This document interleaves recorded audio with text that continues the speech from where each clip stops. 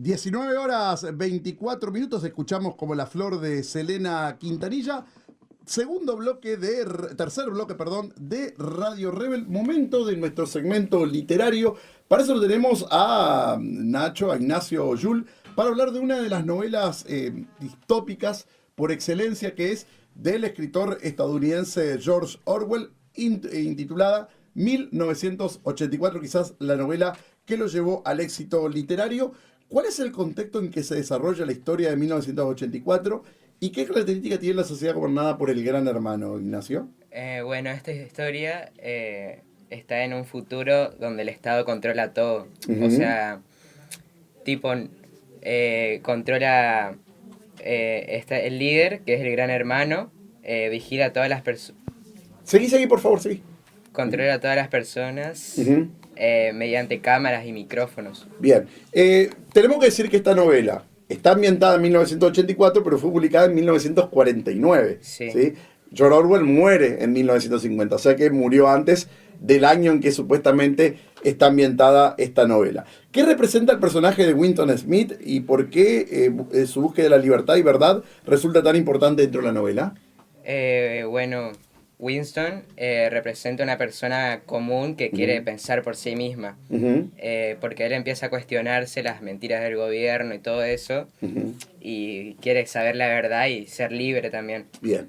Cuando hablamos de Rebelión en la Granja dijimos que fue una crítica al régimen soviético. En 1984 es una crítica aún más descarnada al régimen soviético, porque habla como que están todos vigilados. Y hay que decir también, no sé si lo ibas a decir vos, pero que el programa Gran Hermano está inspirado en alguna forma en esta novela. ¿Es así, Ignacio? Sí. Bien. ¿Qué reflexiones plantea el libro sobre la vigilancia, el control de la información y la manipulación del pensamiento por parte del poder? Este libro nos hace reflexionar cómo puede ser peligroso un gobierno cuando tiene mucho poder, y muestra que controlar información y vigilar constantemente a las personas, o sea, puede hacer que pierdan su libertad. Winston Smith es casado, pero bueno, conoce a quien fue su amante y tienen que verse muy a escondidas y con mucho cuidado, Ignacio. Porque bueno, si lo descubrían, lo iban a matar a los dos. ¿Sí? Bueno, ¿qué podemos decir a pesar de haber sido publicado en 49, como te decía? ¿Qué aspectos de 1984 considerás que siguen vigentes en la actualidad y por qué, Ignacio?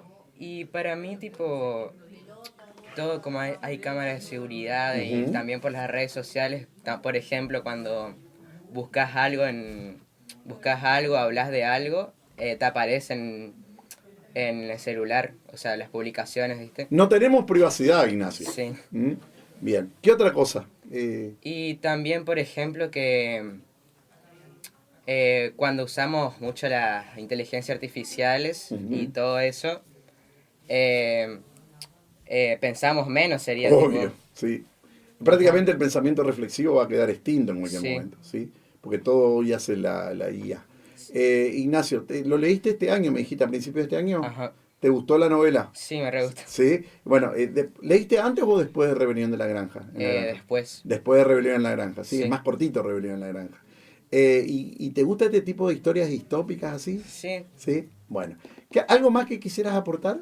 No. Va a tener participación después en el siguiente bloque. Sí. Bueno, después seguramente seguiremos hablando. Momento de la columna, bueno, de seguir hablando de obras, pero en este caso de una obra cinematográfica que es Chucky, una película muy popular, ¿sí? Que le hicieron mirar acá a Jacqueline, una película de terror por excelencia, una película clásica de terror que es Chucky, el muñeco diabólico. Para eso lo tenemos a Jacqueline, también a Valentina. Hablemos fuerte, por favor. ¿De qué se trata la película Chucky? ¿Quiénes son sus personajes principales? La primera película de Chucky trata sobre un asesino llamado Charles Lee Ray, que antes de morir pasa su alma a un muñeco, Andy, y ahí empiezan todos los problemas. Y los personajes principales son Chucky, Andy, la mamá de Andy, que se llama Karen, y el detective Mike. Bien.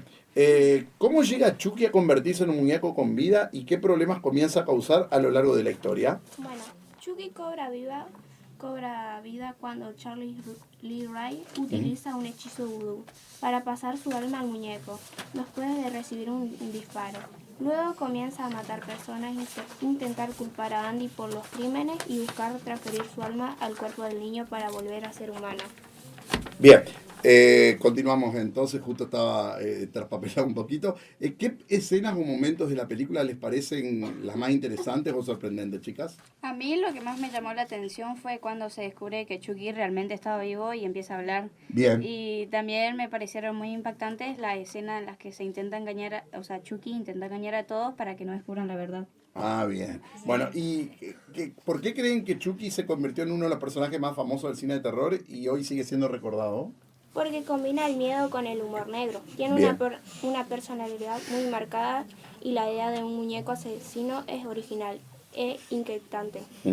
Además, la saga ha tenido muchas películas y series, lo que ha mantenido el personaje vigente durante muchos años. Bueno, hay que decir que es una película de los años 90, pero que sigue siendo muy recordada en el día de hoy. La saga en realidad comenzó en los años 90 porque es una saga de vastas películas y ha sido incluso parodiada en programas como Los Simpson, por ejemplo, bueno, y en distintas producciones.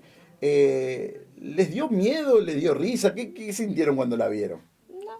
Nada. No. ¿Pero te gustó? ¿A vos, Sí, a Jackie? mí tipo más de comedia, me da risa. No le da miedo. No. No le da miedo. ¿Y otras películas que le den miedo de terror? Sí. No sé si han visto las de Martes 13 o Las pesadillas de Freddy, ¿no vieron esas películas? No, yo no soy muy fan de las No, películas de terror. no. ¿Y vos, Valentina? Tampoco. Bueno. ¿Algún saludito que quieran mandar?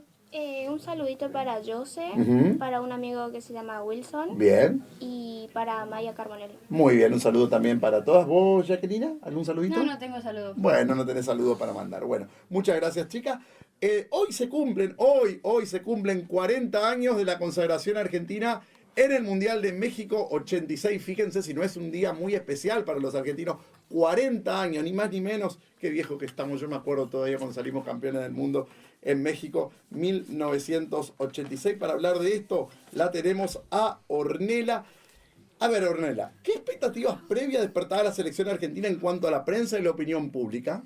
Antes del Mundial, la prensa y la opinión pública manifestaban un marcado escepticismo en torno a las chances que podría tener el equipo de un Bilardo muy cuestionado por sus métodos y los flojos rendimientos futbolísticos. La mayor expectativa positiva se encontraba en la confianza hacia la calidad de Diego Maradona. ¿Cuántos días antes de la competencia llegó el plantel a México y a qué se debió tanta premura?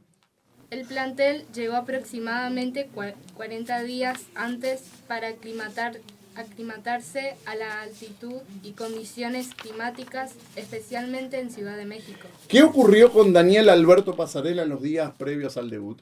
Pasarela, capitán y emblema del equipo campeón de 1978, no pudo participar del Mundial debido a una fuerte gastroenteritis.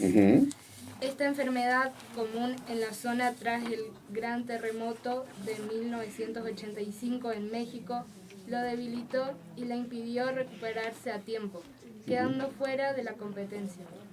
¿Por qué había tanto morbo durante los días previos al enfrentamiento ante Inglaterra?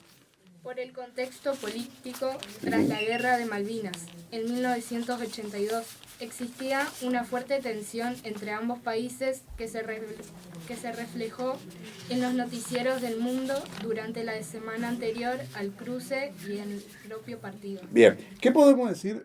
Tenemos que decir que fue 4 años después, ni más ni menos que de la Guerra de Malvinas. ¿Qué podemos decir de la mano de Dios y el gol del siglo? ¿Por qué ese partido es el que más se recuerda en la actualidad, incluso más que la final? Ambos goles, obra de Maradona, marcaron la historia del fútbol, la mano de Dios. Fue un gol con la mano no advertido por el árbitro. Y el gol del siglo, una espectacular corrida individual en la que no dejó jugador inglés por eludir, a base de habilidad y destreza. Por la mezcla de polémica, talento y coyuntura política, es sin dudas el partido más recordado. ¿Cómo fue el trámite futbolístico de la final? ¿Cuál es su coincidencia con la que se dio en Qatar 2022? La más significativa coincidencia entre ambas finales es que Argentina ganaba 2-0. El rival logró empatar 2-2, pero finalmente Argentina se terminó incomponiendo con un tercer gol en 1986 en tiempo regular y en 2022 por penales, tras el 3-3 que se dio en el alargue. Sí, hay que aclarar que la final en México 86 fue frente a Alemania. ¿Qué contratiempo físico sufrió José Luis Brown durante la final y cómo lo resolvió? El Tata Brown, autor del primer gol en el encuentro decisivo, sufrió una luxación con desplazamiento en su hombro derecho durante el primer tiempo. Ante la alternativa de salir reemplazado, el zaguero decidió morderse la camiseta, haciéndole un hueco que le permitió poner su pulgar y así inmovilizar el brazo afectado. De esta manera, jugó en un gran nivel más de 60 minutos con una dolencia que sería insoportable para cualquier otro deportista. Bueno, en este mundial solamente, más allá del técnico, hay 2 jugadores nomás de la provincia de Santa Fe. Sin embargo, en 1986 hubo muchos jugadores de nuestra provincia. ¿Quiénes fueron, Ornella?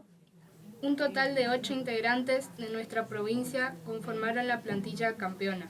Ellos fueron Sergio Almirón de Rosario, Néstor Clausen de Arrufó, Ricardo Huisti de Arroyo Seco, Pedro Pablo Pasculli de Santa Fe Capital, Neri Pumpido de Monje, Marcelo Troviani de Casilda, Jorge Valdano de Las Parejas, Héctor Celada de Maciel. Todos cracks. ¿Y qué podemos decir sintéticamente acerca de Bilardo, Ornella?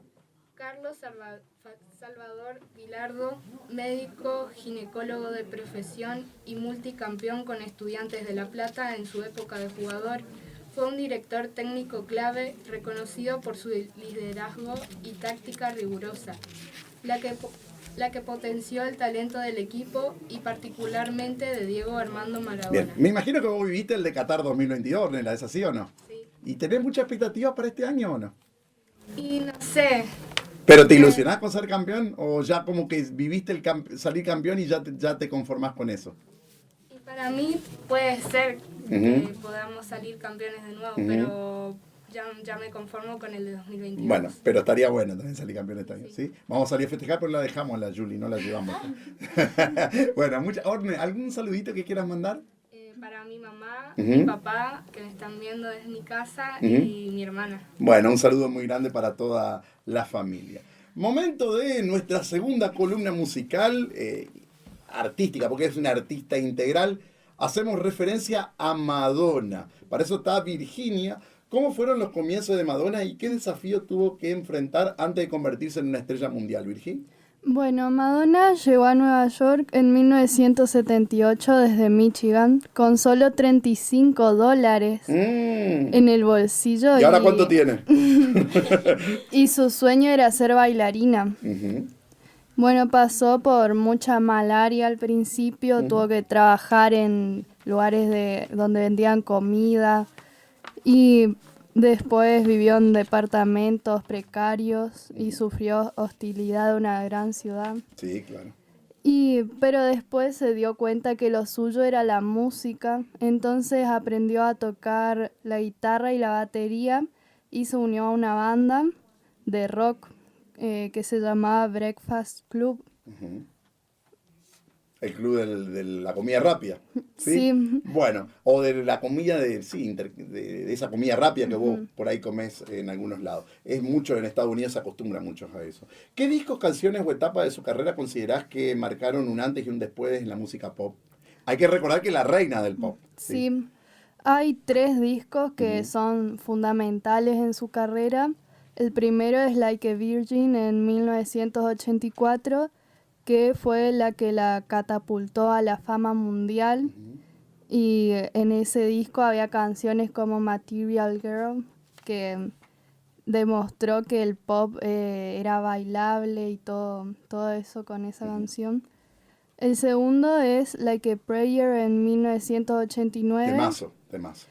Sí, el álbum, que fue considerado por la crítica su obra maestra de los 80. Mezcló pop, rock y gospel tratando temas más maduros y personales. Después el tercero es Ray of Light en 1998, donde reinventó la música pop al funcionarla con la electrónica y ganó múltiples premios Grammy con ese disco. Sí, pero con el que la rompió toda fue con La Isla Bonita. Creo que es del año 1988, por ahí, de esa época. Bueno, más allá de la música, ¿de qué manera Madonna influyó en la moda, la imagen de los artistas y la cultura popular? Bueno, ella redefinió la estética de los 80 con sus guantes de encaje, sus collares de cruces, sus pulseras y con su pelo alborotado, digamos, que Claro. fue una revolución fue en ese momento. Una ¿sí? influencia para muchas artistas. También ella hizo que los videoclips se vieran como arte, porque fue la que entendió el poder de la cadena MTV, y donde no solo aparecía ella cantando en los videos, sino que bailaban, contaban historias con esas coreografías. Bien. El look de Madonna fue muy imitado en los 80, esos pelos parados, como quien diría, fue muy imitado en los años 80. Además de la música, Madonna desarrolló una importante carrera en el cine. ¿Cuáles fueron sus trabajos más destacados como actriz y cómo fue recibida esa faceta de su trayectoria por el público y la crítica? Vos me decías hoy que recibió bastante hate por eso. ¿Sí? Bueno, sus trabajos más destacados son Buscando desesperadamente a Susan en 1985, que fue su primer gran éxito del cine. Después, Evita en 1996. Esa película obviamente fue filmada en Argentina. Sí, fue su mejor película y con ella ganó el Globo de Oro a Mejor Actriz Mujer. Y bueno, su carrera actoral fue irregular porque al principio le tiraban mucho hate, se podría decir, pero después con Evita... Se consolaba contando dólares. Claro. Los 35 los tenía guardados todavía. Sí. Con Evita fue como que todos la amaron desde ahí.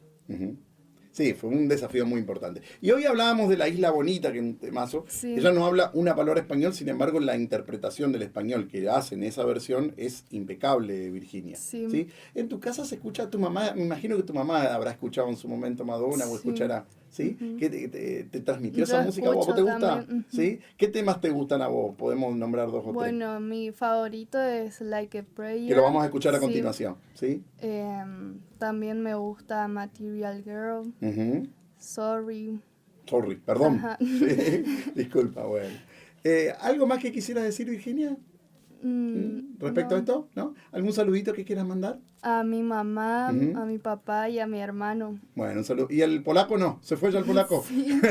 Un saludo muy grande para todos. ¿Tenemos algún mensajito, algún comentario? ¿A dónde se pueden comunicar nuestros oyentes, Miranda?